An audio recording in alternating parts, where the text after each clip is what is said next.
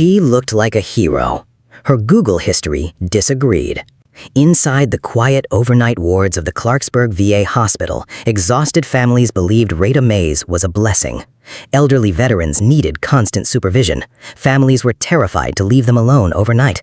Then they met her. Calm voice, soft smile, endless patience. Nobody imagined the night shift caregiver was hiding something monstrous. She held fragile hands beside dim hospital beds. She comforted nervous wives. She promised exhausted sons their fathers would be safe until morning. Families walked out of the hospital finally feeling relief. That was the mistake. Because behind the warm smile, patients kept crashing.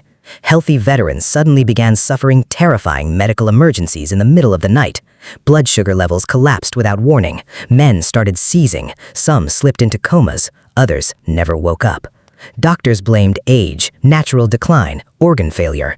The deaths looked medically explainable. No alarms, no fingerprints, no obvious motive. Just collapsing patients and a caregiver already standing beside them. And Rita always played the devastated witness perfectly. The hospital trusted her so much they named her Nursing Assistant of the Year.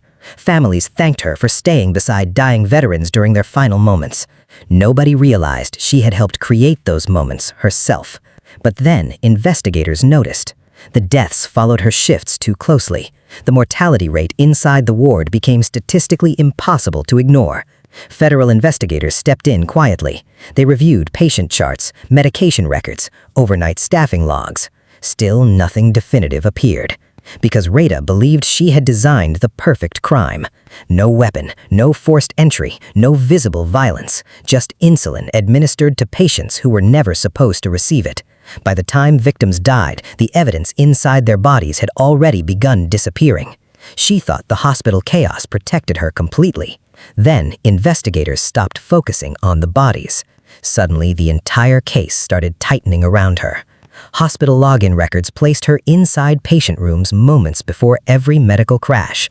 And then investigators opened another file, her personal Netflix account. Inside the viewing history was a true crime documentary about Colin Norris, a nurse convicted of murdering elderly patients using insulin. Detectives expected a casual watch, maybe curiosity, maybe coincidence. But that is not what they found. She didn't just watch the documentary. She replayed the insulin scenes repeatedly. Hit subscribe.